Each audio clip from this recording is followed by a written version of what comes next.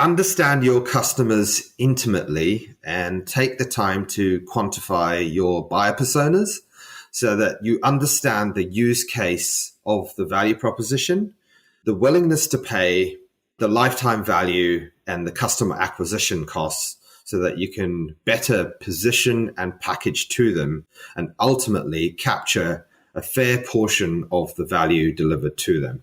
So once you have a deep understanding of your buyer personas, how they value your product, how they use your product, how your proposition aligns with their growth journey, then you can actually start putting your features into bundles. But you want to do that based on the level of importance of those features. So you want to do some research, it could be conjoint analysis or something like that to actually understand the relative importance of those features. You don't want to be throwing in your highest value features into your freemium. So now let's jump to the first one that you mentioned.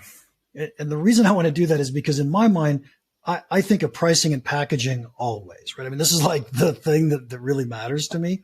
And you've thrown in positioning as part of monetization. And I just want to hear you talk about that for a few minutes.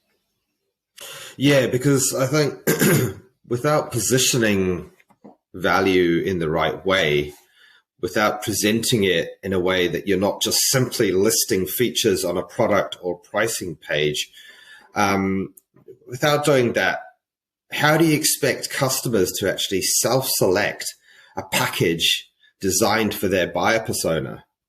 It cannot be assumed that customers will understand the benefits and select the package that's right for them without the articulation of value and the ROI that each solution delivers.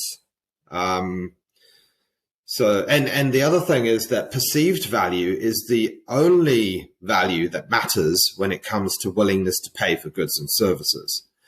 And so it's all very well kind of having this amazing pricing strategy or, trying to optimize your prices. But if and building all of this value into your product, but if the perceived value isn't there, if you aren't communicating it, if you don't have a strong brand presence, if your solution is so complex that customers don't understand the value that they get from it, then you've just wasted all of this money on product development and marketing. God, I could not agree with you more. What I find fascinating is when you read through 99% of companies' web pages, what you hear them tell you about is their features.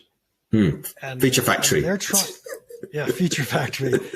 And they're making the assumption that I, as a buyer, can take that feature and translate that into value to me. And most people can't. Most people are not experts on those products. And the reason we're on those web pages is we're trying to learn. So I couldn't agree with you more. Ideally, you want to the messaging that you have on your packages is around the problem that you're solving for the customer. That's the key. It's not about the features. Those are more internal to you. And often the customers don't get them. Well, you're actually speaking to the choir. I don't know. Did you read my last book? That's what it says in there. Right. Okay. No, I haven't yet, but it's on the list. No worries.